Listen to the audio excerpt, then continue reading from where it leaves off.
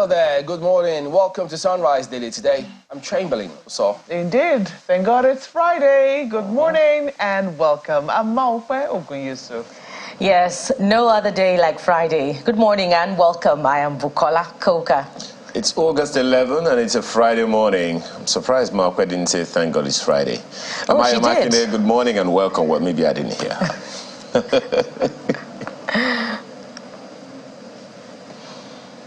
yeah, go ahead.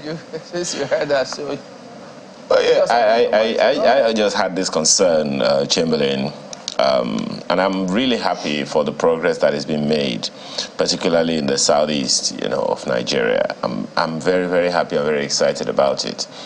For one reason, the economic opportunities, the economic capacity of Southeasterners. I mean, come on. Is there anyone who doesn't know what the Southeasterners can do, particularly economically, and how they train their young to be economically empowered and independent? So it's really very disturbing when you hear about the sit at home, such that even on News at 10 yesterday, the report that highlighted, the raid of the police on the hideout of some of these so-called IPOB agitators speaks volumes that even though the move is being made by federal agencies and state authorities, some of them still continue to be as daring as can be. So it is very cheering that not only are the governors speaking again, there are also calls from the House of Representatives for collaboration between the security agencies and the communities. I am very, very excited about that.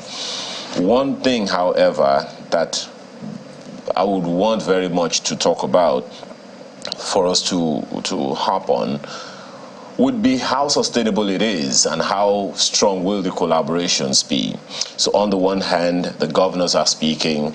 On the one hand, the security agencies are performing their duties. On the one hand, the House of Representatives is making inroads one way or the other. I'm very, very particular about how the communities, the citizens, and the indigents of the various states in the southeast are taking all of this on board. How much confidence, how much trust do they have in the capacity of government at all levels to be able to secure them wherever they go out? It was just on Tuesday, according to that report, that some people still went out and still dared people to come out. And is it total? Is it final? Is that the end of it? Do people now have confidence in government that whatever we do, government is going to protect us? Or are they still going to fall into the wrong hands of people? One of the things that the governor of Imo State, who is also the chairman of the Southeast Governors Forum, said was that the enforcers of the sit at home should, and along with their sponsors, should be seen as no more or less than criminals, and they should not be seen as legitimate agitators. All of that is cheering, but please, how are we carrying people along to be sure that they actually trust that government will keep its word and ensure that their lives are not vulnerable or at risk whenever they go out, simply because government says we're safe now? That's my question, guys. Well, you started on a good note, and I'm going to pick up from that point where you say at least the progress that we're beginning to see is cheery to note, particularly with the intervention that is being provided by some of the governors. In Abia State, we also know that Governor Alex Oti made provision of patrol vehicles and set up a special security unit only in recent times. In Enugu State, the intervention by the governor is also going a long way, albeit with some questions on the approach, seen in the lockup of some shops of those who refuse to abide by government's order for everyone to shun the sit-at-home order. But in recent times, he says that there's some progress recorded. In Anambra State, we also see the intervention by a lawmaker in that regard, to the extent that it's making you pause to think again, about the limitations of the legislature or the way members of the legislature can intervene in crisis situations or development matters within their state. But we see that whatever the debate on that argument is, it's yielding result in that part of the southeast region. So what now remains to be seen, besides the collaboration between security agents and people of the communities in the southeast, is collaboration amongst the executives themselves. It could go a long way when there's unity of purpose between and amongst the governors in the southeast. Regional development can help in a number of areas, in infrastructure development, but also very critically in security. There's a lot that we can achieve if we're united. So perhaps there should be more meetings in that regard besides the request for federal government intervention. What can they come up with? This is the time where their creativity will be tasked in the area of security. Maupe and Chamberlain. Well, I think you're right on the money, Bukola, when you say that their creativity is going to be tasked in the area of development. Because when you look at the meetings that they have held so far, and the initial idea around Ebubeago, I think that was supposed to be one of the reasons why they had Ebubeago. But I mean, it's certainly very heartwarming to see them unite on a particular cause.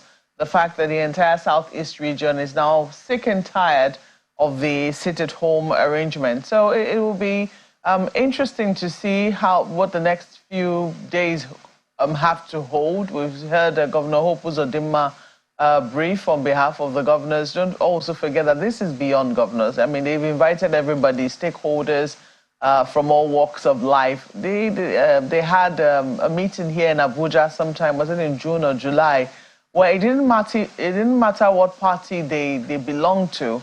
All of them were present at the lodge. I think it was the governor of Imo State who also hosted that meeting, and shortly after they went to brief the president on that. We've also seen in the last few days different governors meeting up with security agencies in their states to see how they can beef up security.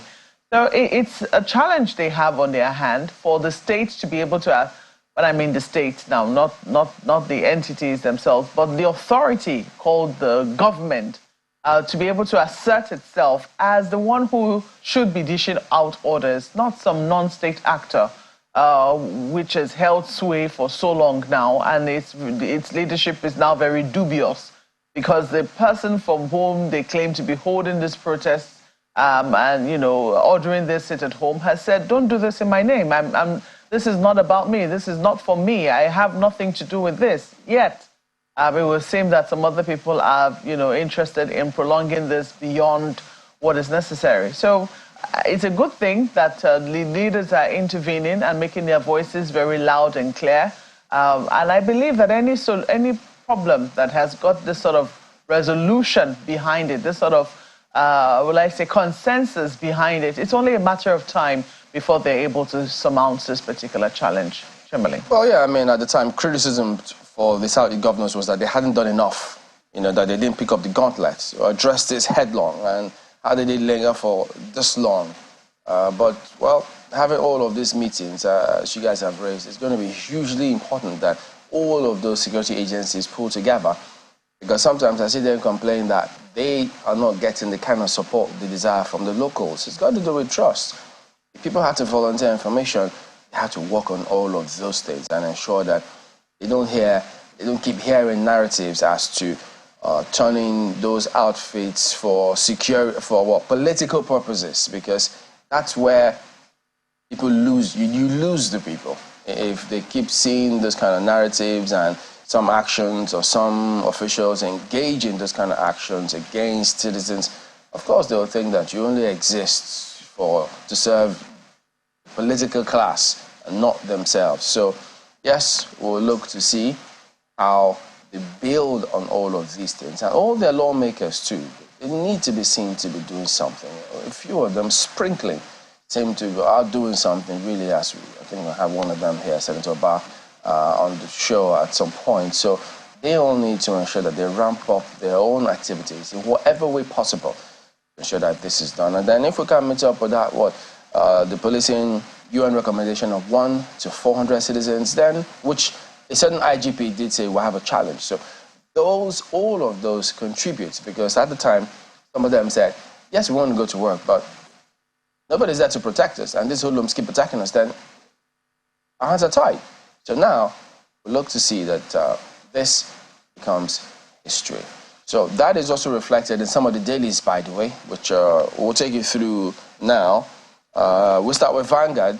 Today, they highlight the big focus is ECOWAS all over the place after that meeting yesterday. So you'll expect that it will be here. So Niger, ECOWAS orders deployment of standby force, directs Committee of Chiefs of Defense Staff to activate standby force, appeals to UN for support.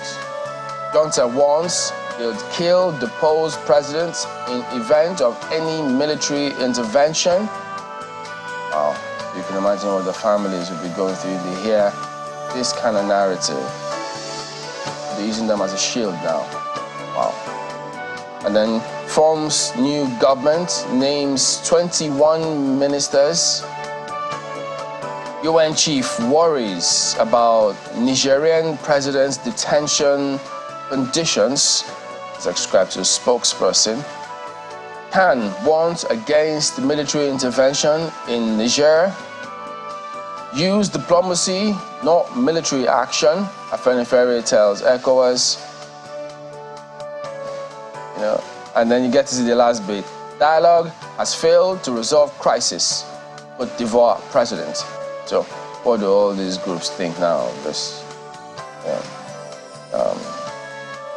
Sometimes you hear, it's good that people weigh in on this, but we keep wondering that if they look at this and ask themselves, okay, well, you say this, but the president said all options are on the table. But we'll focus on that today and put all of these perspectives to our guests and see how it goes. And then at the bottom strip, defection. APC NWC to welcome Edo Deputy Governor next week. It's not true. I'll sink, swim with Obaseki. Got you, Schreiber. What? Okay. There you go. In other words, if he wants to, there's going to be any impeachment, he has to impeach himself too, eh? Well. And then you also get to see APC is not rehabilitation center for distressed politicians, Oshomole. Okay. All that twist, just right here on the front page. So there you go. That's Vanguard today. Well, I'm going to be looking at Leadership Friday for you, and they have this lead story here. Military junta.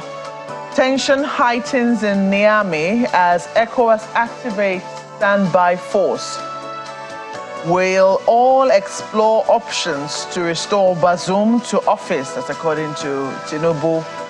Avoid enmity between Nigeria and Niger, Khan tells president. Junta leader forms government, names ministers. The story is on page 4 of the paper.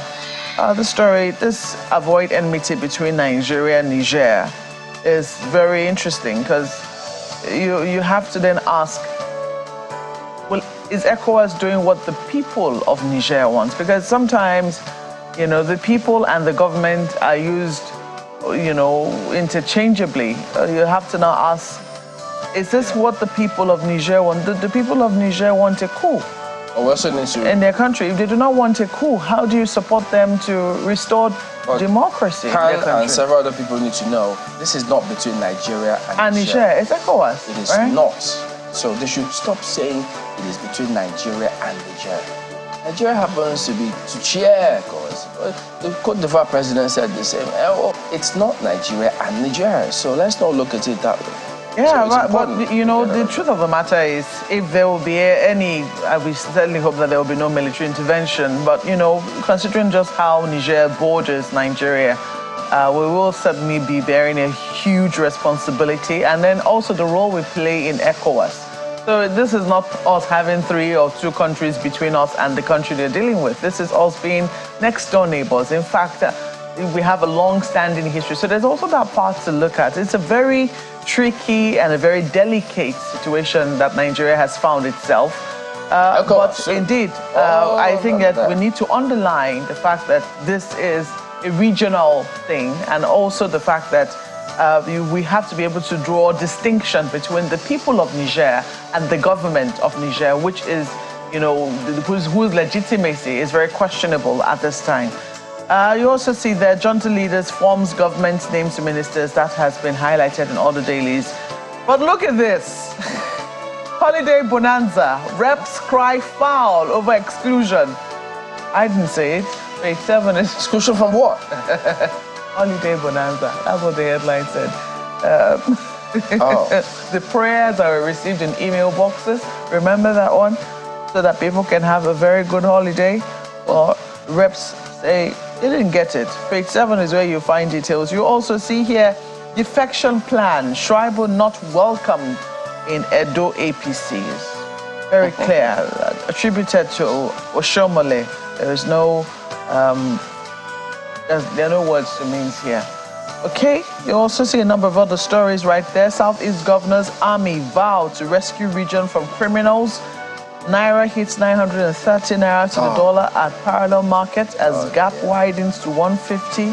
Oh boy. And you also see someone making a case, ministerial list, why Tinubu needs El Rufai in his cabinet. Number of stories right there. And there's the opinion on the back page, quite an interesting read. Find out what Azu's take is today in conversation with Azu. Leave it there for Leadership Friday. And turn to the Daily Trust this morning, which also leads with the ECOWAS decision on Niger. Listen to this. Niger, Nigerians kick as ECOWAS orders deployment of troops. And there are a host of riders there that will indeed catch your attention. Force threat must be withdrawn. That's ascribed to Jaga, Agwai, others. It's about collaboration and unity, as the president will be at the receiving end. Experts warn Bazoum will be killed if we're attacked. Military rulers, and that's it. And just above the big story, this one also is bound to catch your interest. Niger owes Nigeria 4 billion naira for power supply. That's ascribed to the NERC. The question is, or the questions are rather, for how long? How long has this debt been owed for, and what have the officials, the regulatory officials, been doing? That's an interesting one. And of course, 21 killed as gunmen attack Plateau community. That's right beside the Niger debt story. And of course, you can also catch details of that on our news at 10, which you can also watch on YouTube, our YouTube page. And I can't resist this one. These are unusual times. Kano woman sues boyfriend for dumping her after spending 0.9 million naira on him. What can I say? Men, you have to be careful. Let's leave it there for the Daily Trust newspaper. That's some kind of lost investment or something. The Guardian newspaper this morning is also looking at that major story of what's happening in the ECOWAS region. Who blinks first? That's the tag. Niger forms new government as ECOWAS standby force ready for deployment. That's the lead story of the paper. Now look at that one under that major headline. Scenes of forgotten past. Nigerians opt for cinemas ahead aging museums. What does that mean? No, it is not something happening within Nigeria. It's actually a ranking about international tourist spend in cities across the world, based on data from the World Travel and Tourism Council. And those spots you see on the front page right there, they are of cities and how much are being spent. So that means that the museum culture is fast becoming eroded, while Nigerians are resorting to cinemas for their entertainment.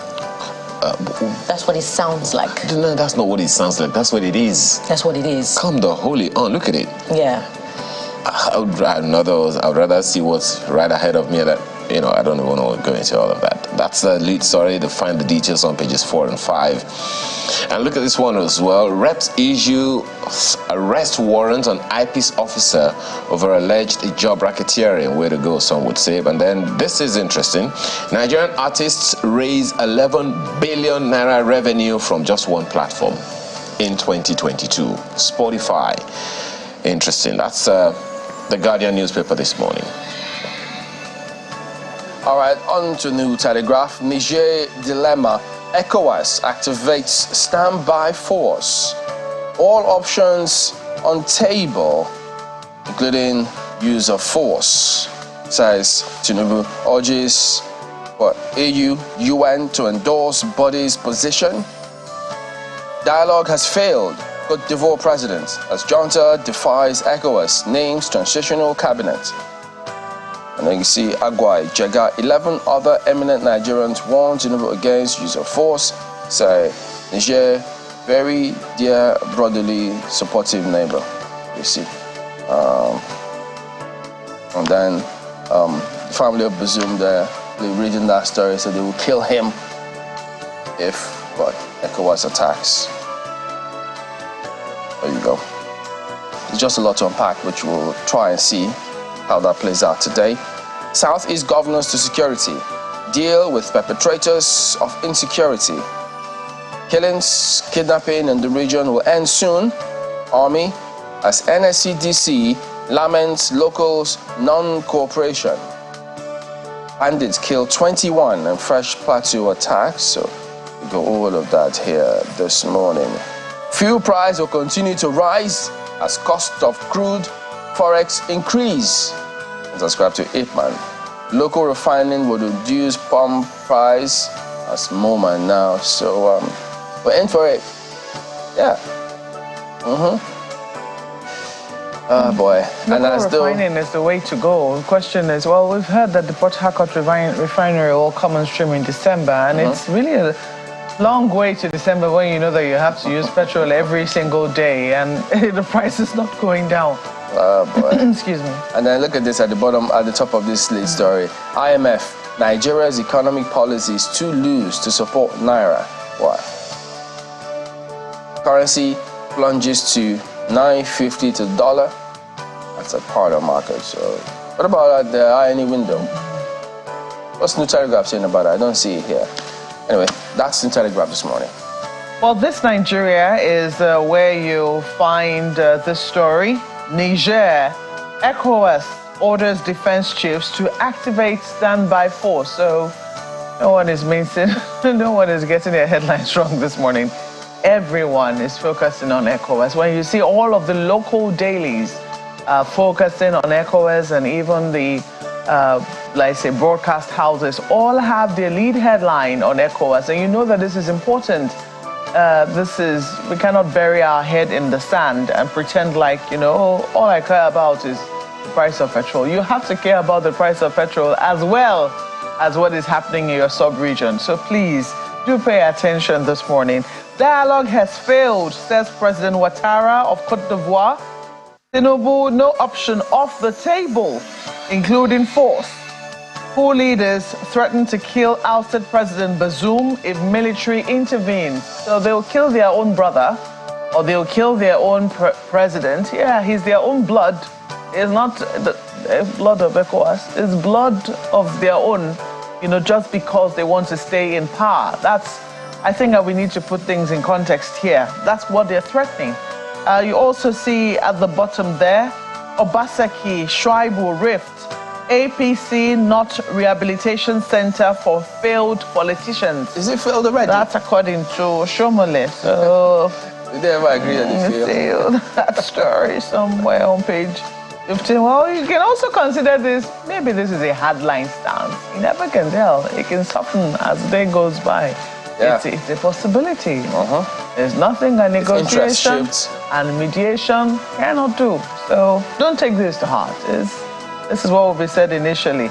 And then you also see right there a number of other stories. INEC receives electoral management innovative tools from EU.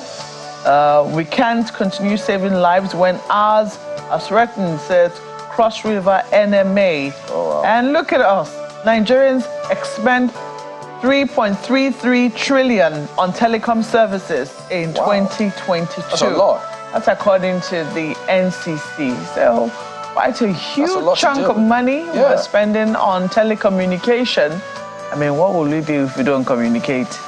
On telecommunication, the question is, are we really getting value for money? That's the big question a lot of Nigerians are asking. Or are we holding the short end of the stick? Big questions. But I think we can wrap it up here on our look at the dailies this morning, and then we'll come back and sink our teeth into what ECOWAS leaders decided right here in Abuja, the Federal Capital Territory. Do stay with us.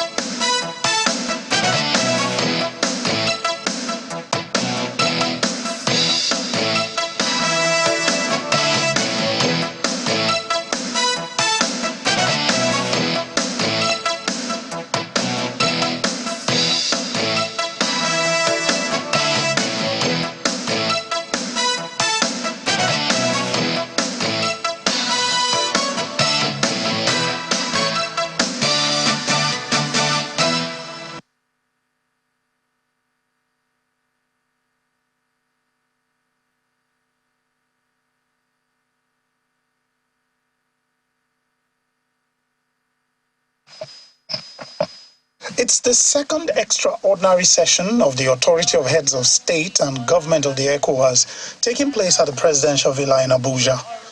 The focus of this meeting is the political situation in Niger Republic following the expiration of the 7-day ultimatum given for the return of democratic rule to Niger. Excellency, the chairperson of ECOWAS welcomes the members with an outline of the efforts by the bloc, including sanctions and mediation efforts that are yet to yield results. He advocates more diplomatic efforts and dialogue. It is crucial that we prioritize diplomatic negotiations and dialogue as the bedrock of our approach. We did.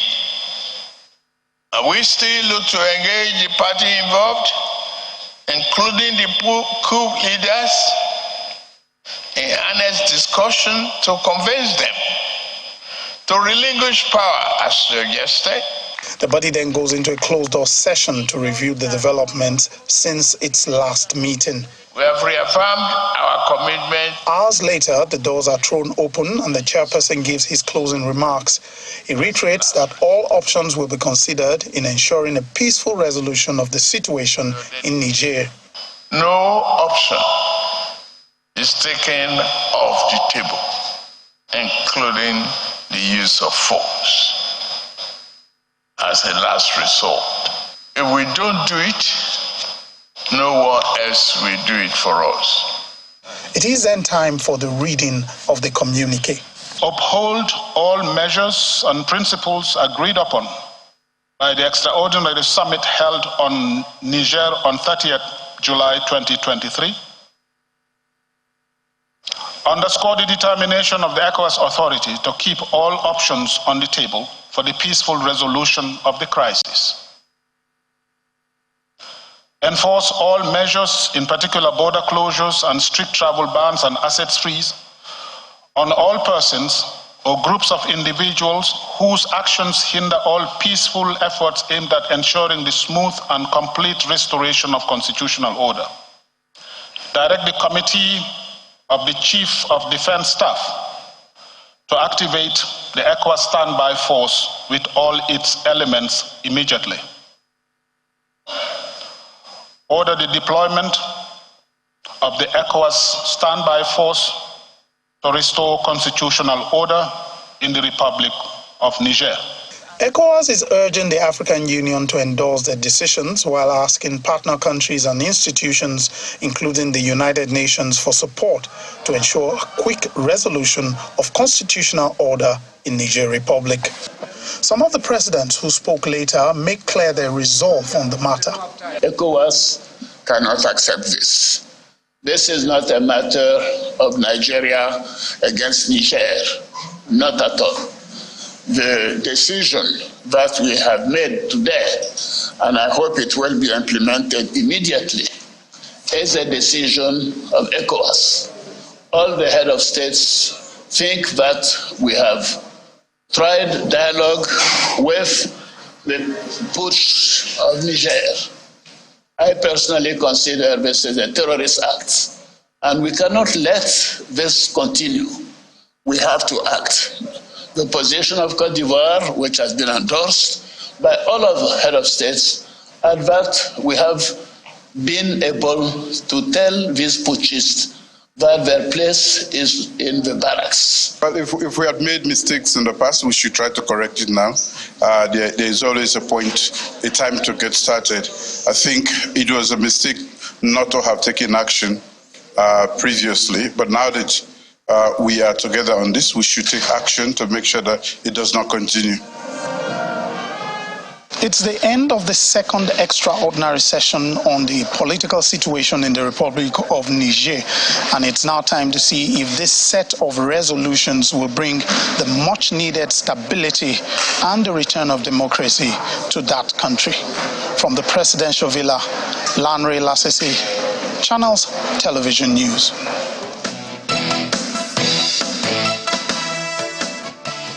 Welcome back. Well, yes, that is what we'll be talking about this morning. And we do have Ambassador Musah, who is the ECOWAS Commissioner for Political Affairs, Peace and Security.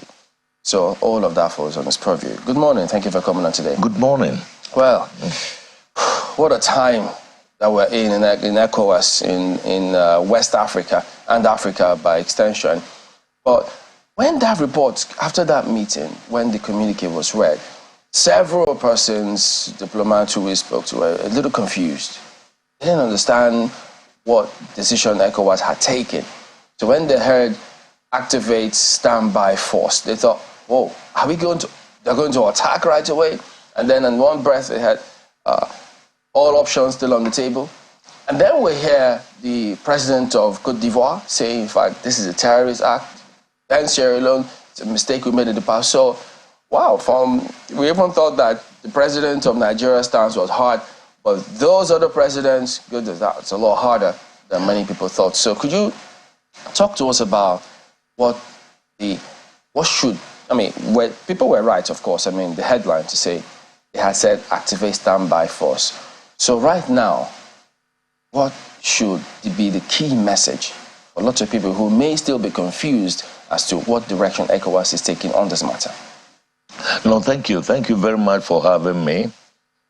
You know what? In conflict resolution, ECOWAS has an array of tools, right? Right from mediation all the way to enforcement, military action. Okay, and all these options, as President Tinubu of the Federal Republic of Nigeria said, are on the table. And what you are saying is right. Many of the heads of state were enraged by the intransigence of the military, CNSP, the junta in Niger, rebuffing, two high-level missions deployed to the country by the authority.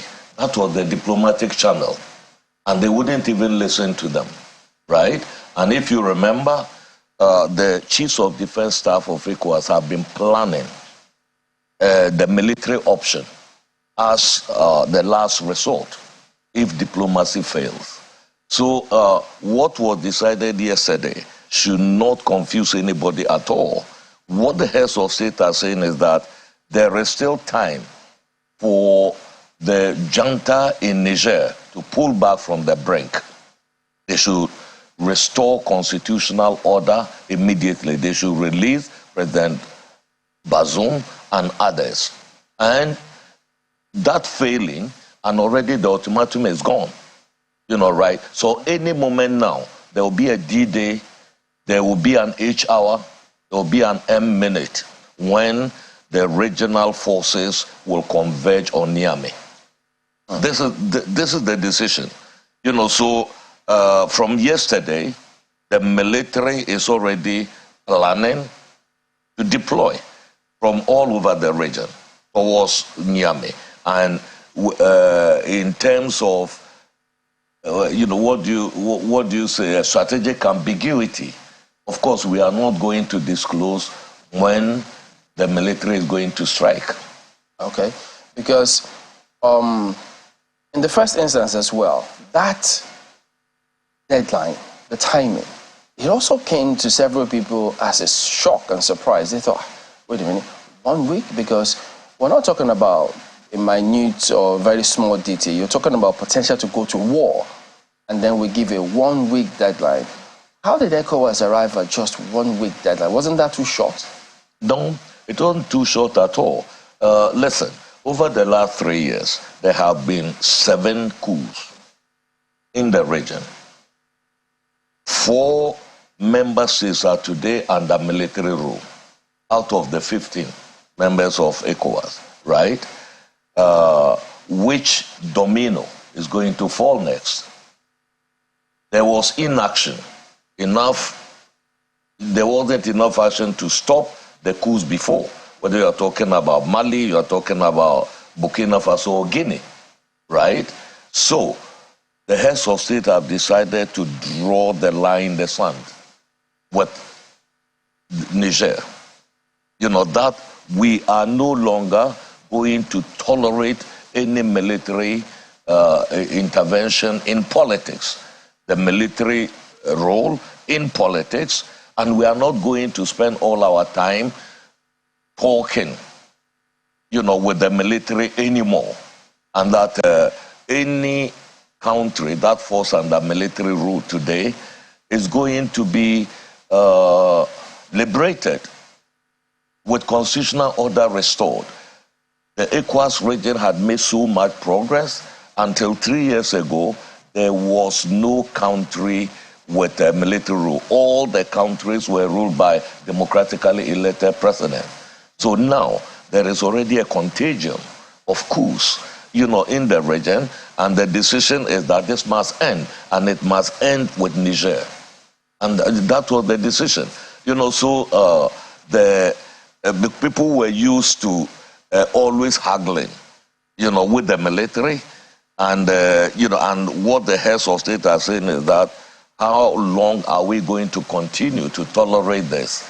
Okay, these soldiers are saying that they intervene because of insecurity. But the military is the first port of call when it comes to fighting insecurity. So if they have failed in their primary responsibility, and then they are putting the blame on the civilian rulers, this cannot, be acceptable. So that is a false argument. And so the ECOWAS of state have said, yes, we are going in. And like you said, this is not Nigeria versus Niger. This is a regional matter. And like you noted, almost all the heads of state, in fact, all of them were very determined to make sure that they will stop, this adventure, in Niger. And they are ready, really. They are really. People have come with commitments and other things to the summit. And if they don't pull back, that the military, General Chiani and his people, then there will be an attack in the country. That's imminent. This hasn't come without strong criticism of ECOWAS's decisions, because people have said that you cannot just take this decision in isolation of what ECOWAS has done in the past, and how it has also handled certain happenings within the sub-region. Has it been sufficient for ECOWAS, for instance, that all the leaders in the region prior to 3 years ago were all democratically elected.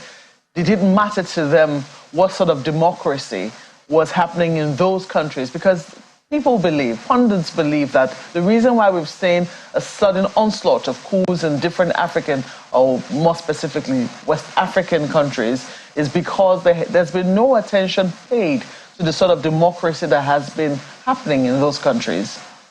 No, thank you for that. You see, democracy is not an event. Democracy is a process. When did the region actually start practicing this liberal democracy that we are talking about? In fact, it came on stream after the collapse of the Soviet Union, the end of the Cold War. You are talking about the 1990s. Okay, there are countries that have for centuries been practicing this very, democracy as you call it. And Afrobarometer and all other polls that have taken place in Africa have come out with the fact that overwhelmingly the population says, okay, democracy may not be delivering fully, but it is the least evil, when it comes to governance in our region. So there is that. But we are talking about governance here. And there is one thing that we should take note of. All these coups d'etats, except for perhaps in Guinea, have taken place in the context of asymmetric conflict that we have, characterized by terrorism. Burkina Faso, Mali, Niger are the 3 central Sahelian countries in West Africa most impacted by terrorism. So there is no coincidence, that it's not a coincidence that the coups are occurring in these countries, right? And if it is terrorism, the military's first duty is to confront terrorism. That is the question. So it is not a question of democracy or a question of governance. We know there are governance deficits in the region. There are. But is that the best way? What do you think is going on? Pardon? What do you think is the reason when you say it's not because of democracy? Yeah, what I am saying, is that it is about governance deficits, and not democracy as a system of governance, right? But governance is broader. It is about economic development. It is about youth empowerment. It is about building infrastructure for people to realize their potential in any country. That is very, very difficult in the global environment in which we find ourselves today. And it is not only in Africa, it is global. But you are not seeing coup d'etats everywhere. Why in West Africa are we saying that West Africa is the worst region in Africa? There are all the others face the same issue, whether in the post-COVID, what is happening in Ukraine today, and the whole downturn in the global economic fortunes. So why should West Africa be different, from the others? That is the question. So you cannot blame these challenges are the cause of the pandemic of coup d'etats. I'm just wondering whether you've seen, prominent human rights lawyer, Mr. Femi Falana, very prominent Nigerian. I think I should qualify him. Nigerian human rights lawyer, Mr. Femi Falana. He's also, put up some very strong cases with the ECOWAS court. I mean, he released a statement yesterday talking about how, the ECOWAS needs to pay more attention to what is happening in ECOWAS states. While it is good that they are, standing very strong and speaking up very strongly against the coup in Niger, he thinks that there is so much more that needs to be done. He thinks that ECOWAS leaders, for instance, need to set term limits because we've seen how a number of them have gone on to change the constitution of their countries to increase the term limits that they serve as leaders. He also thinks that there should be respect for decisions reached at the ECOWAS courts, in addition to a number of other conditions which he gives. I don't know if you've taken a look at his statement and what you make of it. Yes, Femi Falana is a very respected human rights lawyer in West Africa. He's a great friend of mine. I know him very well, and I associate with his thinking, right? That the supplementary protocol on democracy and good governance, that is the key protocol that guides governance within the ECOWAS region. The Article 2 declares zero tolerance for power obtained or maintained by unconstitutional means. When you say power maintained, it is usually by democratically elected presidents who tweak their constitution or instrumentalize, weaponize the judiciary to eliminate opponents and others just for the purpose of power elongation. We saw a clear example of that in Guinea, which eventually sparked the coup d'etat there. So Femi Falana is very right when it comes to that. And this is where ECOWAS is already repositioning itself. If you remember, there was debate as to whether President Macky Sall of Senegal was going to go for a third term, in February next year. People do not know that ECOWAS does a lot of back-channel diplomacy. People do not know how much pressure was exerted on Macky Sall, to make sure that he calmed the environment, that he brought down tensions by declaring his intention not to run for a third term. And that is a very positive move by a sitting president. It wasn't in the past. That's why I'm saying ECOWAS is resetting the button. The button now. That is very, very important. And unfortunately, the ECOWAS Community Court, there are no enforcement mechanisms. Right? That is one thing, and I think that is a journey that we are embarking, on. The thing is that how do we make the Community Court of Justice, their decisions mandatory on member states? That is a process that is ongoing. Finally, I would want to assure you that we are also reviewing the supplementary protocol on democracy and good governance in order to tighten that aspect of constitutional reviews aimed at power elongation. So that is in process, right now. So ECOWAS is taking a lot of corrective measures. That is why when people say in the past, ECOWAS did why now? The thing is that the fact that there were mistakes in the past that not justify silence in the face of such disruptions of the democratic process in the region today. Is ECOWAS, because people will assume that ECOWAS would have done their scenario planning, they would have counted the costs if they were going to attack, because one of such reasons is that today in the dailies here, the narrative coming through from Niamey is that if ECOWAS attacks, we will kill President Bazoum and the family. And then in some platforms, you see images circulating as though that the military junta has support of Nigerians. So are all of those, have they been factored in by ECOWAS? Everything. I was part and parcel of the planning meeting of the Chiefs of Defense Staff. About 2.5 days, and all these factors, the risk factors, were all taken into account. What would this intervention cost? It was taken into account. What is the internal, the nature of internal dynamics in Niger, also taken into account. We are getting a narrative from the bad guys, those who have staged the coup in the country. One thing they don't know is that there is also growing opposition, to the junta, even within the country. And if we do not take time, we are going to be faced with a civil war in the country.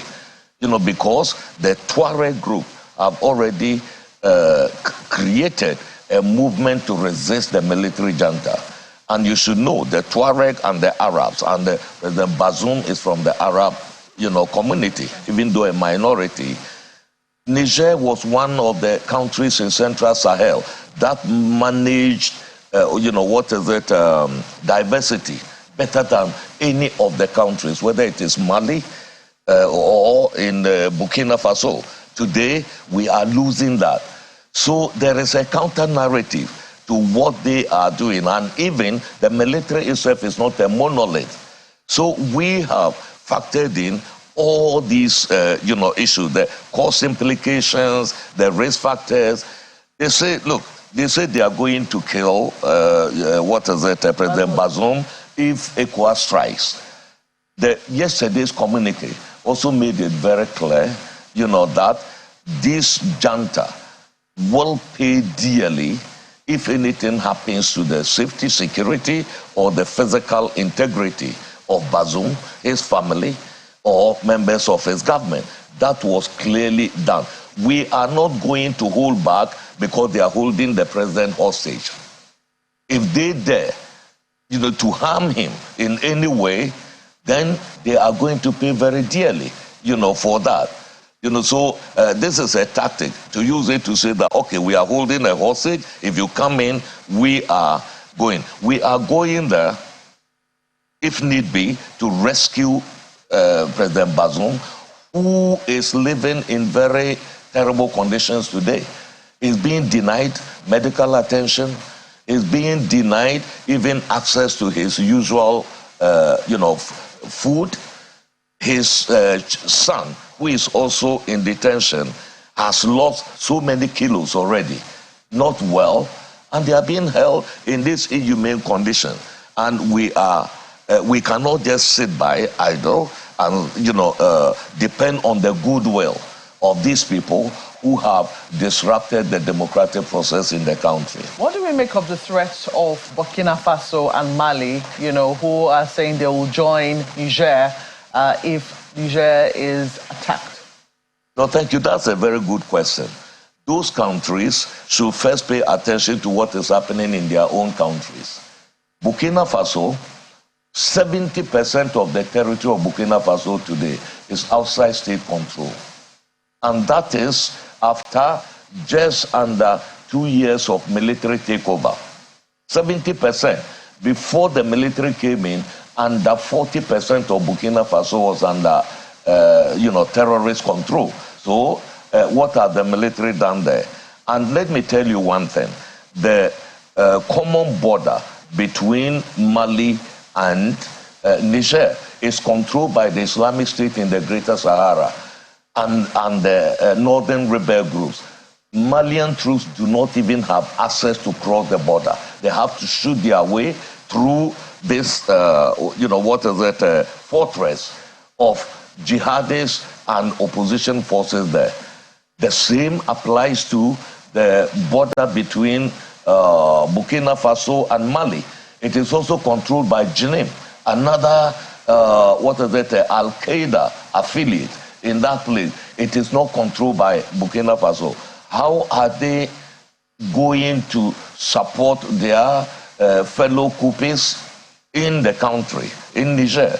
It's open to question by everybody, except they go by air, and ECOWAS is prepared. In the planning, all this was also taken into account, and ECOWAS is ready to take on all comers. What about, if the need arises? What about the Wagner Group?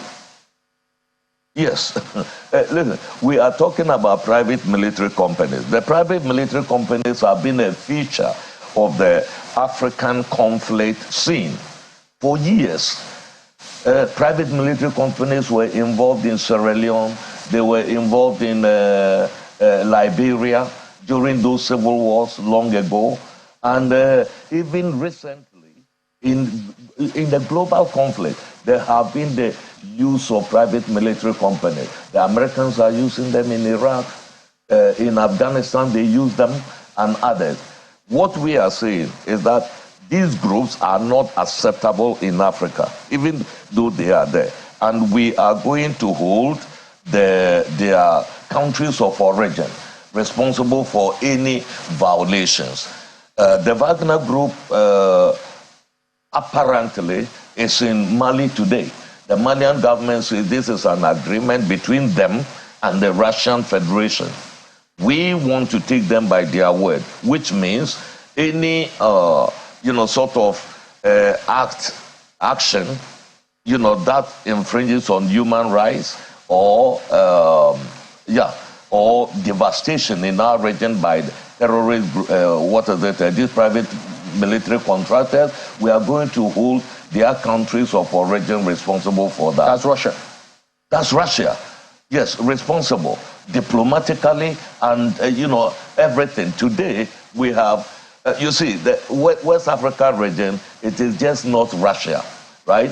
Today, multilateralism is dying. There is the issue of multipolarity. It is just not the Russians. The Western forces are there today in Niger, right? They are there. Whether it is the American, the French, the EU, training missions, they are all in Niger today. We have got the Middle Eastern countries also in the region. When they are talking about Turkey, United Arab Emirates, the Saudis, they are also in the region. And then the Russians and then the Chinese. What we are saying is that we are not going to allow West Africa to be an arena of proxy wars again. And that is our attitude to Wagner. It is not our option. It is not, we do not want private military companies interfering in the conflict environment in the region because we know the consequences of their, action. And we are taking, making moves, to make sure that we stop that. So people are saying, probably Wagner is already involved in Niger. No, they are not. They were not involved in the coup, but there is the possibility that they could take advantage of what is happening to try to help these coup countries like they are doing in Mali, if that is the case. But ECOWAS position is very clear on it. We subscribe to the African Union, Convention against mercenaries in Africa. And that is it. And then there are penalties to pay if they continue on that path in our sub-region. All right, we'll talk more about this when we return in just a moment. Stay on with us.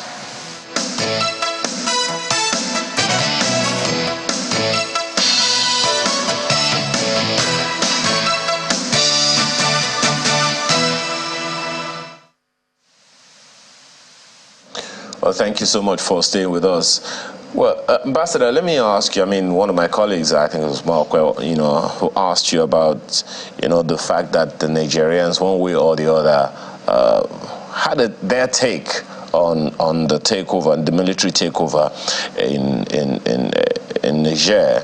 The question is, how is the ECOWAS itself, the various countries, taking that on board, particularly in line with the fact that there are other neighboring countries with Niger at this time who may be affected should there be any kind of intervention that is militant? Yes, thank you for that. Yes, in our planning, we have taken all those factors on board. If you remember, Ambassador Wagner Kingibe was actually sent to countries like Algeria and Libya, which itself is in turmoil anyway, to try to explain the ECOWAS position on Niger. We have also been engaging. Yesterday's summit, we had the president of Burundi also taking part. He is currently the chair of the African Union Peace and Security Council. And then we also had Mauritania. Also, the president, Ghazouani, was also invited to the summit yesterday. And all of them, particularly President Ghazouani, understood the position of ECOWAS and declared his full support for the exercise. So ECOWAS is also reaching out to partners, to regional, forces and all that. When it comes to Niger itself, look, we can mobilize people into the street with incentives and other things. And today, the junta controls the political space when it comes to Niamey and other places. And don't forget, Niger is far bigger territorially than Nigeria. A very huge expanse, desert and then others. And it is the country with the least urbanization. People are scattered all over the light territory of Niger and all that. But within the political circle, we should also understand that all the opposition figures in the country, the political figures, including Hama Amadou, including Mahaman Usman, who came second in the last elections in the country, they all condemned the coup, but stopped short of supporting the ECOWAS plans to intervene. They even called for ECOWAS to lift the sanctions against them because ordinary people were suffering. But you see, we have to understand that you cannot make an omelette without breaking eggs. There will be consequences for any military intervention. But this is what the junta wants, so that we look at all the obstacles and say, oh, let's stay back. We are not going to do it. We are not going to fall to their blackmail, and then we are going to go in. And like I was saying earlier on, there are forces in the country that are also planning a resistance already. Well, Ambassador, how about, those other nations? We also get reports that some of those other countries who are under military rule in, West Africa, I mean, look at the fact that on the one side and on the other side of Niger, there are countries that are right now, at this very second, being governed by, military forces. And we hear some of them saying, look, we're going to partner with you in the event of whatever the situation is. Is that something that the ECOWAS is also taking into consideration, seeing that they are also West Africans? Absolutely. Yesterday, the communique that came out of the summit also warned those countries about their responsibility under the ECOWAS instruments, the protocols and all that. And a warning was sent out to them. And what I would also say is that those countries themselves face enormous challenges. The peace agreement in Mali today is in tatters. The territory of Burkina Faso is almost completely occupied by non-state actors and others. So where are the reserves? Where are the resources that they have to go and then help another country? And, by the way, they are facing 11 other countries in the region. That is something that must be drummed, into them, that ECOWAS are taking all this into account, and we are not going to, we're going to call their bluff, so they can do it. But the thing is that everybody is talking about, has ECOWAS taken all this into factor, but nobody is talking about the responsibility of the junta in Niger. Why are they not pulling back from the brink when they know that they are putting their citizens' lives in danger, they are putting the whole country in trouble, and they are clinging on, and they are not programmed to rule. The military is not programmed to rule. Their primary responsibility is the territorial integrity of the country, to preserve it. And they are failing in that by losing to the terrorist, fight. And, incidentally, like I said before, Niger is rather the more successful country among the Central Sahelian countries. Niger is part of the a multinational joint task force, where Nigeria is also a member, Chad is a member, and Cameroon is a member. They are also a member of the G5 Sahel, joint force, and they are the better performing member states when it comes to Central Sahel, or what we call the Litako Gourma bloc of the three countries, Mali, Burkina Faso, and Niger. So what is the justification for overthrowing the government of President Bazoum, if not just an opportunism and probably a sheer hatred of the leader, himself? What is the justification, for them? We don't see it.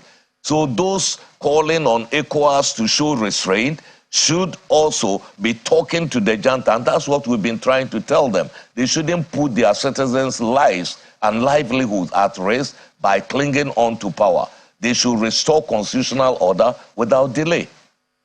Ambassador Musah, that could be debatable, maybe because of the language barrier, or perhaps we haven't paid close attention to the matters in Niger enough ourselves. My colleague Markwe has asked repeatedly what the people of Niger themselves think about this coup. Are they in support of the coup? Are they in support of the military junta? Or are there more issues of disillusionment and socioeconomic borrowing your words now, governance deficit in the country? You have said earlier on that the Nigerian junta leaders are ruling the political space. But what about the people themselves? Yeah. You see, a sinking man will catch at the straw. And when people are faced by this asymmetric crisis like terrorism in their country, it is very easy, for them to sort of cling on to any hope that they can get. And the military appears to be promising, this. But it is the failure of the military that there is this insecurity in the country. And like I said before, when you are talking about the governance deficit, the governance deficits are impact not only West Africa, it impacts the whole continent, it impacts globally. In fact, when you are talking about governance deficit today, global leadership is lacking globally. And if that is a reason for people to take over, the military to take over, then we'll have coup d'etats everywhere. I understand the people, but let me tell you, our own analysis is that people are being mobilized, people are being instrumentalized in order to show support for this regime. And those people who have lived under military regime know that these same people will be the ones complaining against this regime when the honeymoon is over. In a few months, again, their own populations will be the victim. At least under democracy, there are basic rights that the citizens have. Under the military, what do you have? People should compare all the advantages and disadvantages. West Africa was under the rule of the uniform personnel for several years, in the 60s, in the 70s. People should compare that and the level of freedom that they have today in terms of expression and all that. You cannot get everything that you need. Democracy is a process. Governance issues are a process. They are not an event, so we all have to contribute. Everybody has a responsibility towards, making governance work in our, region. But what I will tell you is that organized labor in Niger has not come out in support of the coup, right? The Association of Jurists and Advocates in the country have called for restoration of constitutional order in the country. There is already a movement that has emerged among the Tuareg population and others who are saying they are going to resist the coup. So we are already seeing fissures already emerging in the country. There is no unity of purpose. And even when the military chiefs in the country, they issued a statement in support of the coup, you should read between the lines what they said. They never condemned the previous government. No. The military chiefs, other than the presidential guard who organized the coup, said that, listen, they wanted to avoid bloodshed. And that is why they are supporting the takeover by the military. They never said is because there was bad governance or anything like that. So that should tell people something. They just wanted to avoid bloodshed. And I can assure you, if there is a military intervention there, you will see among the military itself, people turning against the junta within the country. So that facade of unity of the people supporting, the military junta in the country, we don't buy it. And we have analyzed that, and we are doing it. We have already activated the crisis, a mechanism within ECOWAS, and we do analysis, horizon scanning, everything, every day, and we know what is happening in the region and within the country itself about people's, perception of what has happened. It's good to get, so all that is being taken into account. Yeah, it's good to get a deeper sense of, the immediate reactions of civil society to the coup in Niger, even though there'll be need to probe just a little further to understand whether, the coup has been necessitated by mere opportunism, borrowing your words. But let's take a closer look at the ECOWAS decision on military intervention in Niger. My colleague was asking you earlier if you have taken a closer look at the statement by, our constitutional lawyer here in Nigeria.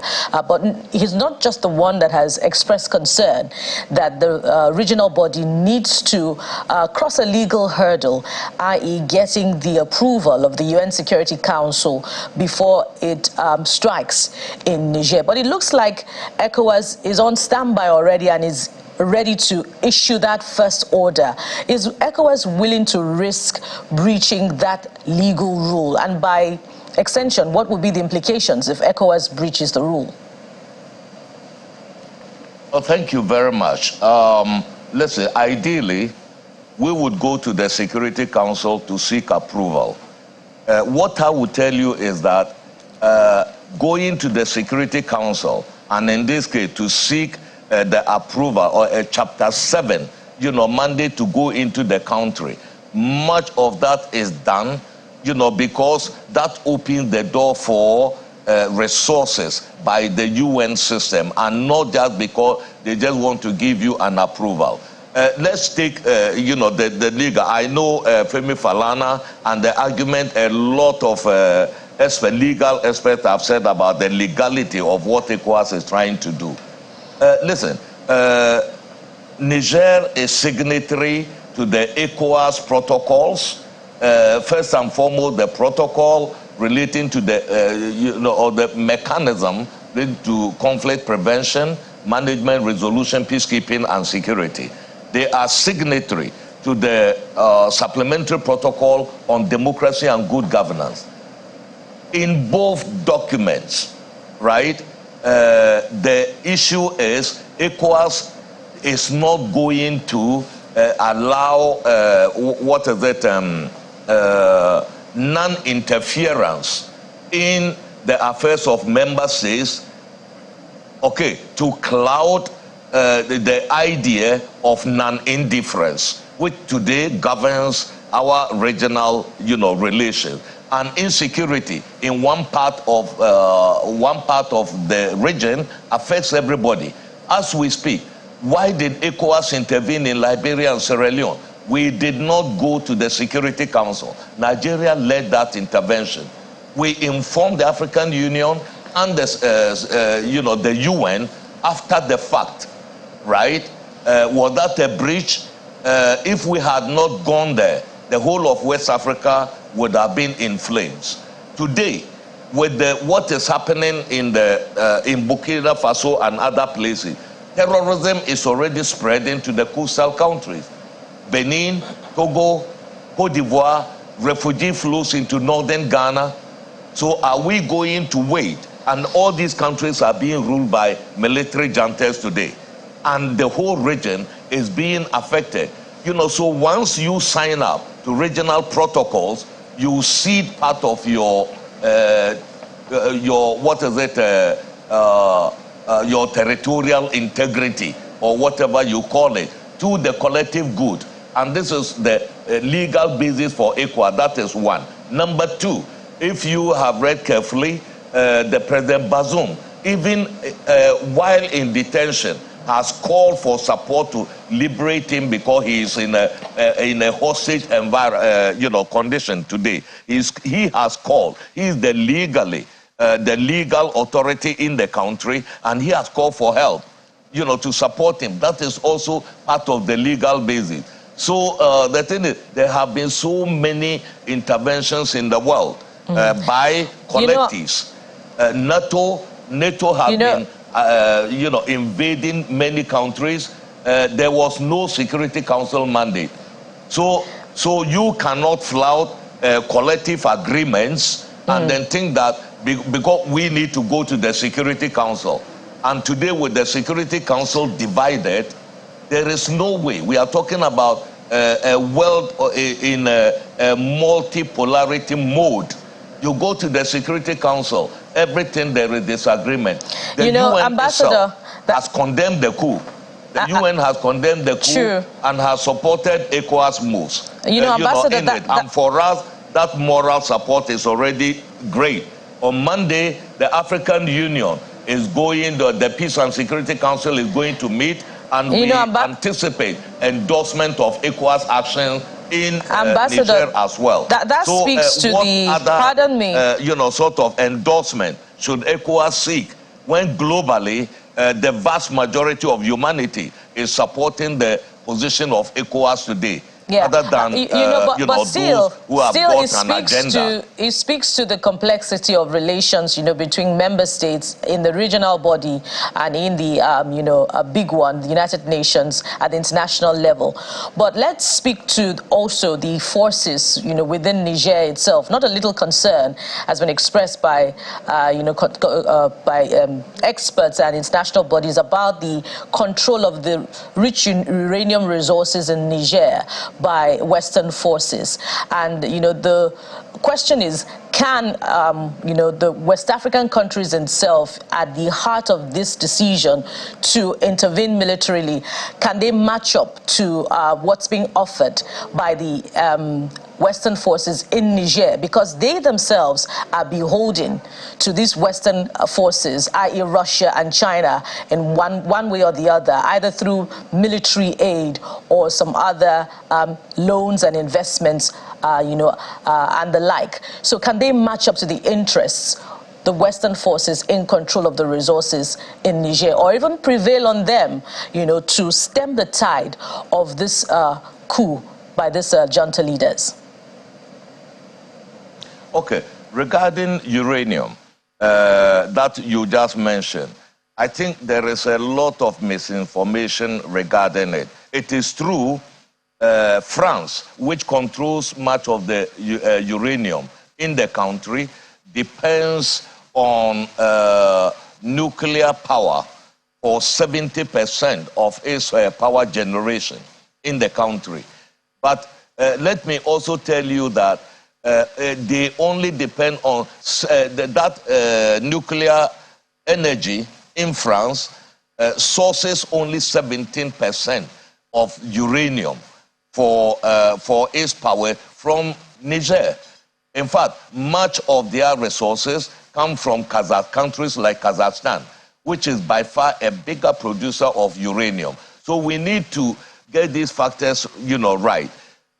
Generally speaking, in terms of contractual agreement between our countries and the Western world, or whether the Eastern world, China and then others, it behoves on our member states to make sure that all these agreements are to the benefit of the country. And, and that we must have the capacity also to add value to our raw materials instead of just selling them. But that is, selling the raw materials, on the cheap, and then buying imported commodities with very, very high, at the very high prices and all that. That happens almost everywhere on the continent, and that needs to be reversed. I agree fully, with that we need actually to have the interests of our countries, of our people, first and foremost, in our contractual agreements with foreign powers. And it is not only the Western powers, All these countries that we are talking about, the Chinese are involved, the Russian, the Turks, and all those are involved one way or the other in all these countries. So, yeah, it is up to society itself, civil society and others, to put pressure on our rulers, on the government, to make sure that in going into all these bilateral agreements with partners, outside partners, that the interest of the nation is first and foremost, and not that individual, interests and others. That is something we all have to support. But is that enough reason for the coup? The uranium in the country was still under the control of foreigners in the previous regimes. Don't forget that Niger was also ruled by a whole string of military officers while they were still exploiting their, uranium. Under President Tanja, oil came on stream, and that also, the Chinese and others are also involved in it. So this is the first time since the rule of President Tanja that the country is trying to consolidate democracy by transferring power from one democratically elected president to another. And the military want to put an end, to that. Nigeria has already had a whole lot of alternations of power, countries like Ghana, Senegal, and others. So when people talk about the weaknesses of democracy, let's look at the positive sides of it. Formerly, there was no way a sitting president could be defeated in elections in West Africa. Today, they are being defeated. So democracy is not about our ability to elect good leaders, but it is our ability to remove bad leaders, from power through the ballot box and not through the gun. And this is what we have to encourage. And in West Africa, that is already taking root in a number of countries. You've seen a lot of elections in the country where incumbents have been defeated. It never happened before. So you can talk about the glass being half full when we are talking about democracy in, Africa and West Africa in particular. Right. But we need to bring about the democratic dividend. That is the development aspect of it is still lacking, and it is the responsibility of all of us for that, and not just the narrow, clique of people who rule the country. And if you want to lose control, your best bet is to support military rule, where you have no say in whatever they do. But at least today, the Senate has a say on what President Tinubu is going to do. And then they can either facilitate it or stop it. And that is the beauty of democracy. So however the flaws of it, it is still better, than the rule by the military. And that is what I think we have to build on and then, try to consolidate, instead of the reversal that we are seeing on the continent today. All right, just one more thing before we go. In your opening comments, you did say that the feedback you were getting is that the sanctions were working.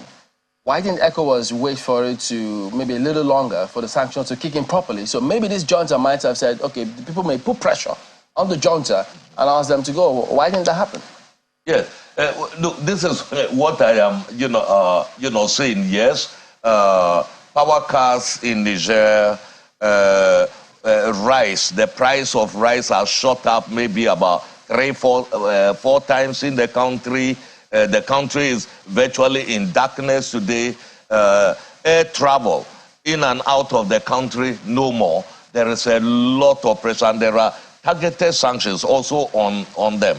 What ECOWAS is trying to do is to minimize the suffering of the people under these sanctions by making allowances for the supply of materials that will alleviate the humanitarian consequences of the sanctions that we've done. There are things like medicine, food, and then others. But these military people can live through the, sanction because they are not suffering from the, sanction directly in terms of everyday living, because they have got access right, to, you know, resources. Today, they themselves cannot source funding from the whether BCAO banks, that is the UEMOA banks in the country. So that is going to work. We are waiting. Like I told you, we are getting ready to strike militarily. But it is up to them. In fact, the ball is in the court of the junta.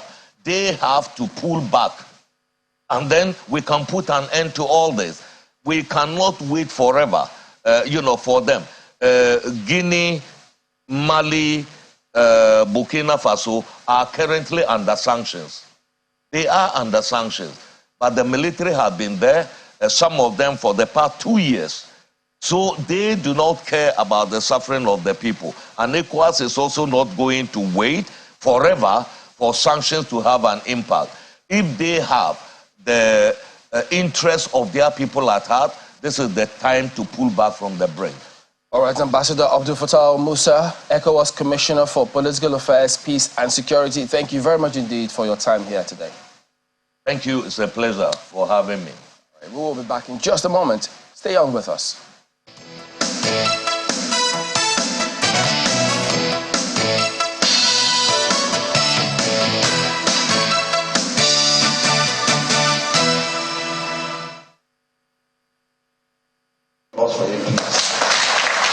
Members of the police force and other services who attain the rank of Deputy Commissioner of Police or its equivalent are gathered here in the Rivers Hall of the National Institute for Security Studies as participants of the Executive Intelligent Management Course 16, a 10-month course designed to provide strategic-level security officers with the skills to implement national security policies. After a quick welcome from the commandant of the Institute, the distinguished lecture series kicks off with the guest of the day, the acting governor of the Central Bank of Nigeria, Mr. Folashodun Shonubi, who begins with a breakdown of the shortfall in Nigeria's diaspora remittances. On the average, weekly the INTUs would do about $70 million, which translates roughly about 280, let's say $300 million a month. So we're looking at about 4 billion.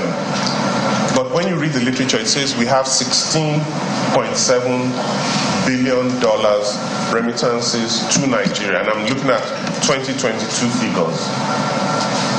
So where's the rest? Stressing the potential of these remittances, he insists they must be done through proper channels. Managing the diaspora flows, they are good. They're important, they're necessary, they help us develop. But we need to have a hand on them, otherwise it develops a life of its own outside the formal systems that allow us to control and manage. Responding to questions from faculty and course participants, he clarifies the issue with the parallel forex market and exorbitant airplane ticket prices. I don't know why the agencies that interact with the airlines and with IATA, it's almost as if IATA has decided and they fixed prices for Nigeria must be high because we have a lot of travelers coming out of Nigeria and it helps their bottom line. Because it just doesn't make sense. In recent times, you'd have seen a lot of social media publication about bank staff. If you go there and you want to collect dollars, they say, why are you selling to the bank?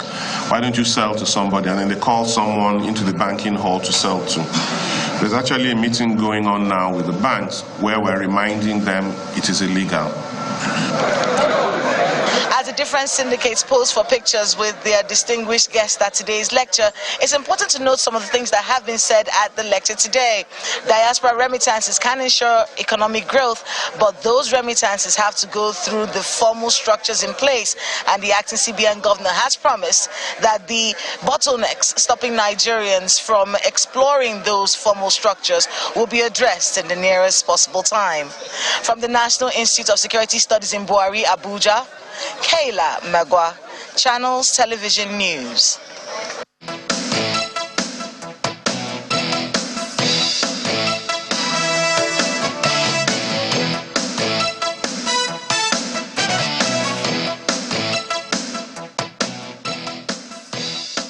All right, welcome back. So we're talking on money matters, funds now. So Honorable Sunday Umeha is actually the Chairman, Strategy Subcommittee of the Ad Hoc Committee on the need to identify and recover public funds. It's got to be tricky, but we'll struggle with that for a bit. But thank you for coming on this morning. Thank you. So now, this committee is to identify and recover public funds. Yes.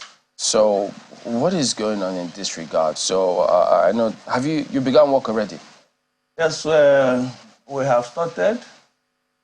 Following a motion moved, the floor of the House, debated, and resolutions reached.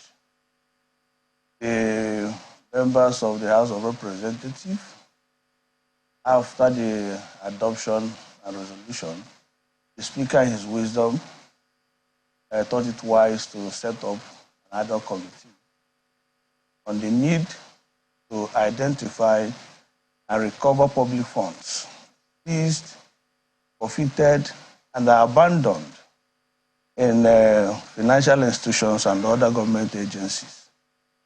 To use same to help cushion the current challenges we are facing in our nation. So the chairman of the committee is the Right Honorable Musah.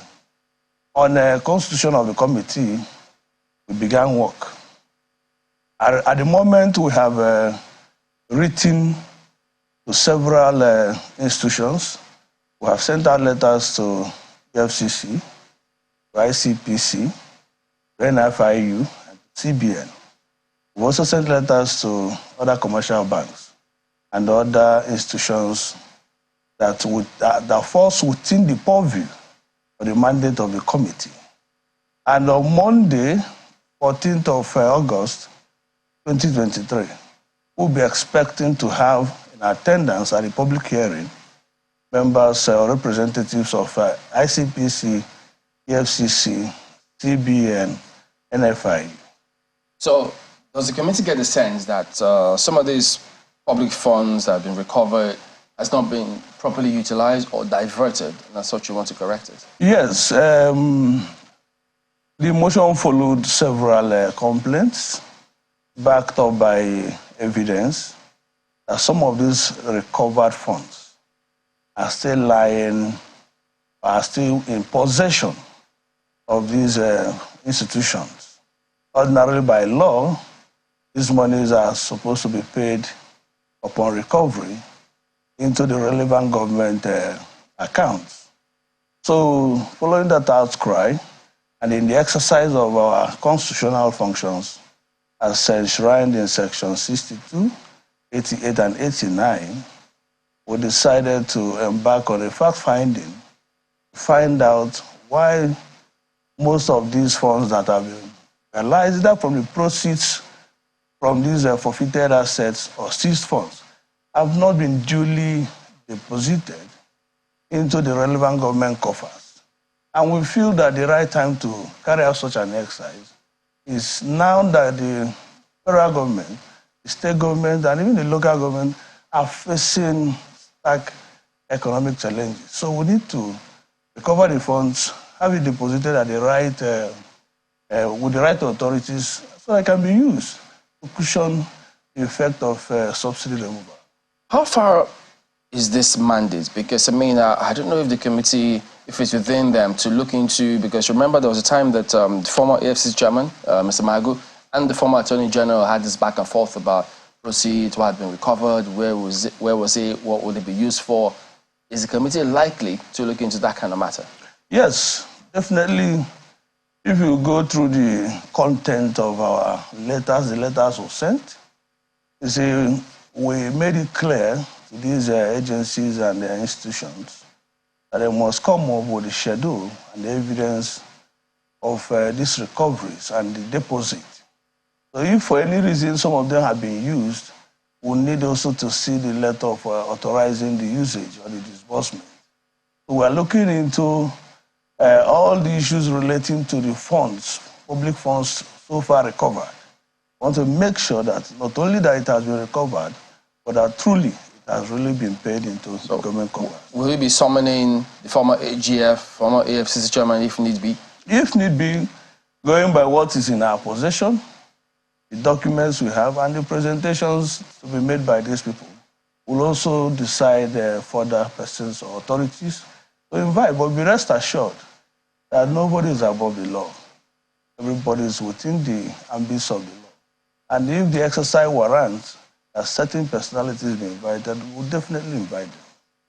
Well, you are heading the strategy subcommittee, which means that you are going to be the one involved in determining how you go about this. Is that correct? Yes. The membership of the committee is big, it's large.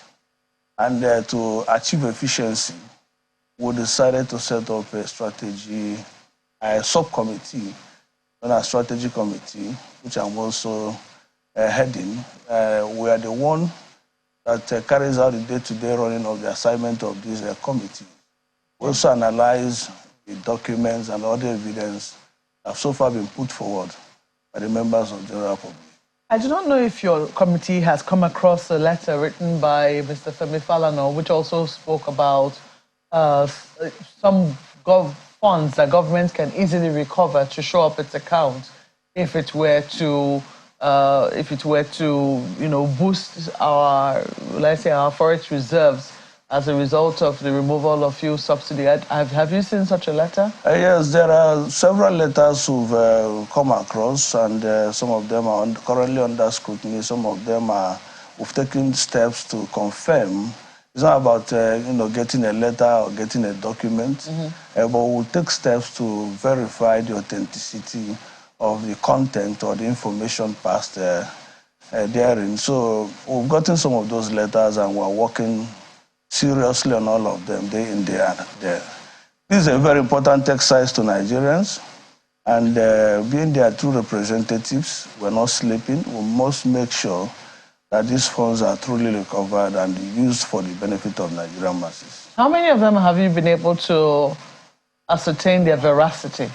Yeah, for now, we have documents spanning to up to 200-300. But we've been able to work, and we've gotten not less than 70 or thereabouts that we've verified. Some of them not been able to verify the authenticity of the claims therein.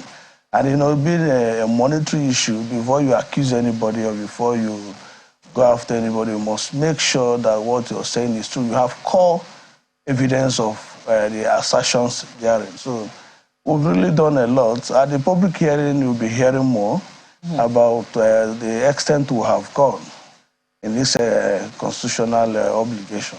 Are you also looking at assets forfeited? I mean, right here in the Federal Capital Territory, if you just take a drive round, you'd see a lot of property, markings, do not come close, EFCC under investigation, etc. Does the mandate of your committee extend to such properties? No.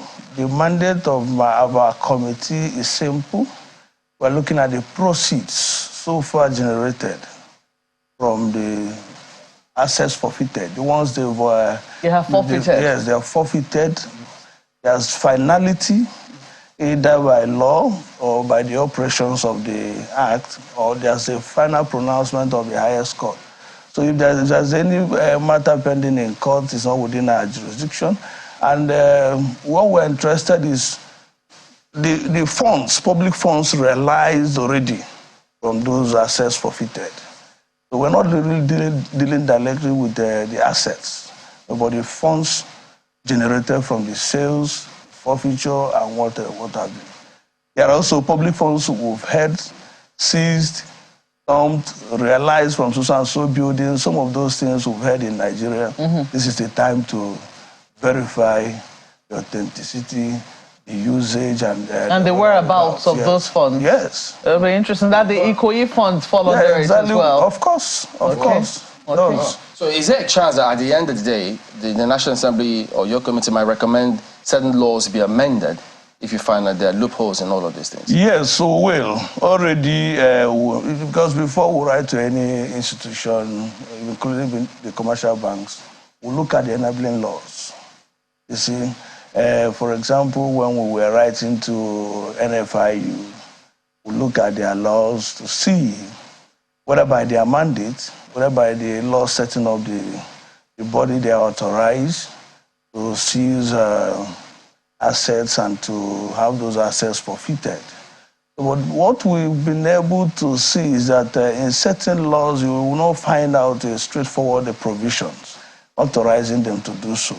But reliably, we've come across guidelines made by the body or the institution empowering them to do so. So at the end of the day, we'll look at all those things because you cannot exercise a power not constitutionally or statutorily donated to you. So at the end of the day, definitely there will be a fallout from the exercise that will require constitutional, or not, even if it's not constitutional amendment, but the amendment of the Parent Act.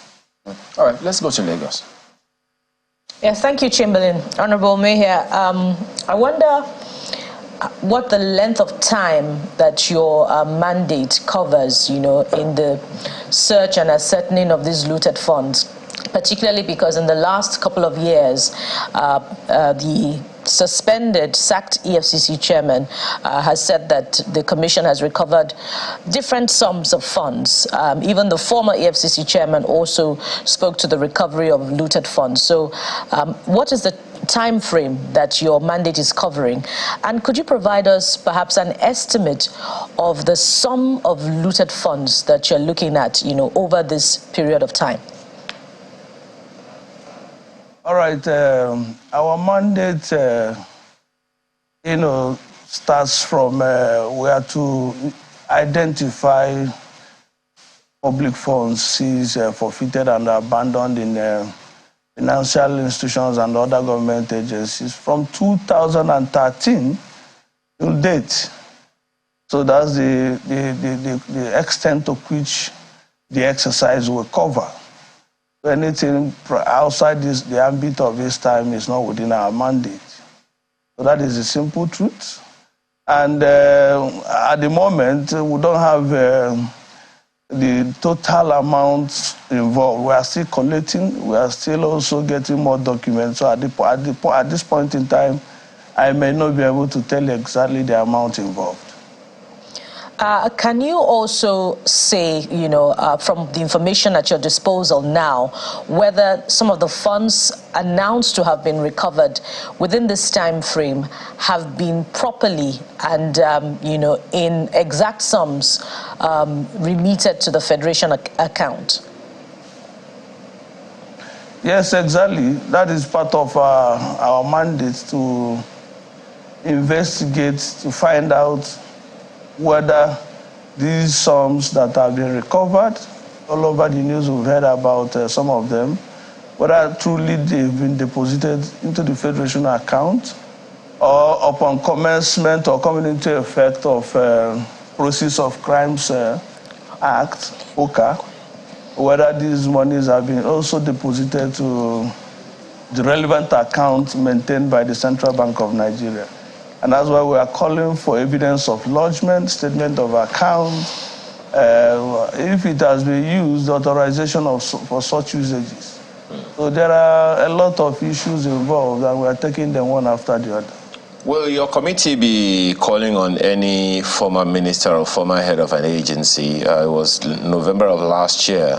The former Minister of Justice and Attorney General, Abubakar Malami, was revealing to pressmen that the Nigerian government had recovered up to $1 billion looted funds since 2015. Not since 2013. So in the light of this information and the responsibilities that political office holders have held over the past 8 to 10 years, that your committee is looking at, would you be calling on any of these former government officials? Yes, just like I said before now, we have no restrictions or limitations as to the extent of the persons who can invite, or the institution or the authority. What will determine the extent to which we can go in our invitation will be borne out by the facts, the evidence, and documents before us. Also take note of the fact that by the time these institutions will make their presentations, and from the documents already in our possession, we will also determine persons that will be directly involve or invite further for clarifications. Okay. So if the need warrant, if the situation arises, definitely we'll call whoever that is involved. In the event that any of them, for instance, because your government is just taking your seat up, you've barely settled, and the revenue challenge of the federal government is not unknown to many Nigerians. And over the past 8 to 10 years, which your committee has sphere over, a number of people have held offices. So in the event that any of them says, based on information that you get, that they're unavailable, does your committee have any power of enforcement or compulsion for them to come out?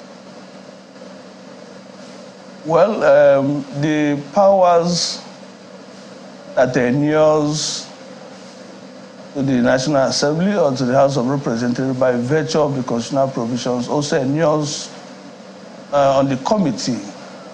Those powers exercisable by the House is also available or donated to the committee. Remember that whatever we are doing is pursuant to Section 62 of the 1999 Constitution. If for any reason anybody feels that is above the law or that he cannot respect the invitation of the committee, we will definitely invoke our powers pursuant to the relevant extant laws and ensure that the person appears before the House or face the wrath of the law, definitely. What happens, Honorable, in the event that a former lawmaker is indicted in the process of your investigation? The person will also be roundly involved. He will be invited, and he has to come and clarify the extent to which he is involved. And if in the course of it turns out that such a person is found wanting in his exercise or activities, then definitely the law is there for him to face. We'll make recommendations to the appropriate authorities. So nobody is spared, not even me sitting before you, that is seated here. Nobody is spared, all of us are involved. Just to be clear, Honorable, so you don't see some political considerations come into play, like, okay, don't worry, he's a member of our party, or he has certain interests, and if you indict this fellow, you indict some other, big forces or powerful forces. You don't see that, curtailing the powers of your committee. Well, that will amount to economic sabotage. It will also amount to sabotaging our constitutional duties as lawmakers and the oath of office we've all taken. So we represent the Nigerian people, and our utmost interest is to do that which is in accordance with the law and to the best interest of the Nigerian masses. The issue of political considerations and what have you is secondary. So we'll have undertaking to do our job to the best of our ability and in line with the law. So whatever consideration should be subject to the provisions of the law. So I don't see that hampering or in any way limiting or whittling down what we have undertaken to embark on. Thank you. And of course, the public will always be welcome to volunteer information to this committee. Is there going to be public hearing? Yes. May I seize this opportunity to also invite the members of general public to the public hearing that will be taking place on 14th of August, 2023 at the House of Representatives, room 440. That's on Monday? On Monday, coming Monday. And at the same time, we're also inviting members of the general public and authorities, institutions, civil society organizations, whoever that has any useful information that can assist the committee to actualize our mandate, so please come forward. You can also meet us or come to office number 1.53 or the committee meeting room at 440. Anytime, any day, we'll be there. Both the clerk and every other person will be happy to receive you. We can only make our country better when we feel committed, when we're all committed to this cause. It's an important exercise, and at this time of our national evolution, and at this time of economic hardship, we need to come together, join hands together, make sure that these funds that have been recovered is used to the maximum benefit of Nigerian masses. Do you have an email? Because I know that approaching the National Assembly might not be an option for many people. And since you're looking at the assets recovered all over the country and maybe even outside, you might want to, have an email or There are 2 phone numbers we'll be willing to give out so that you can reach us either by text messages or by phone calls. Okay. So these phone numbers are made available to... Okay, we'll see. We'll get across. We'll also publish some of them as we progress. But yes, they're all welcome to come up with all of those. We have to thank you for coming on. Honorable Sunday Umeha, Chairman, Strategy Subcommittee of the Ad Hoc Committee on the need to identify and recover public funds. Public funds that may have been what? Misused, stolen, diverted? Well, the mandate is seized, storage, forfeited, and abandoned. I don't know about storage. Okay. Yeah. Thank you, and all the best to your committee. Thank you so much. We do have some messages, do we? Thank you. Let's see now if we do. I haven't quite taken note. Give us a moment. Yes, we do have some messages. Dr. Musah says ECOWAS will achieve more through peaceful resolution of this problem than outright military intervention. The sub-regional body is duty-bound to explore peaceful and economic means of resolving conflicts in West Africa. And from here, we also have this one from Adejumo Maxwell. He says, your guest is shying away from the question of power deficit in West African countries and Africa at large. If the following are addressed, good governance, good economic policies, good healthcare policies, good welfare, good political ideologies, and much more, there won't be all these coups. They should focus on good governance, and they should stop comparing themselves with hyper-civilized and advanced Europe and America.